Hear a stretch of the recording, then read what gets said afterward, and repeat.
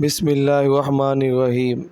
شروع اللہ کے نام سے جو بڑا مہربان نہایت رحم کرنے والا ہے۔ محترم ناظرین، السلام علیکم۔ حضرت سیدنا امام حسین رضی اللہ تعالیٰ عنہ نے ایک حبشی غلام کو دیکھا کہ سامنے روٹی رکھی ہوئی ہے اور وہ ایک لقمہ خود کھاتا ہے، دوسرا لقمہ پاس بیٹھے ہوئے کتے کو پھینکتا جاتا تھا۔ آپ رضی اللہ تعالیٰ عنہ نے اس سے دریافت کیا، تم ایسے کیوں کر رہے ہو؟ اس حبشی غلام نے کہا کہ مجھے شرم آتی ہے کہ میں خود کھاؤں اور اسے کھانے کے لیے نہ دوں۔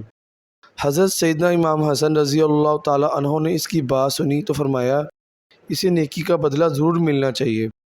پھر آپ رضی اللہ تعالیٰ عنہ نے اسے وہیں بیٹھے رہنے کا کہا اور اس کے مالک کے پاس جا کر اسے خرید لیا۔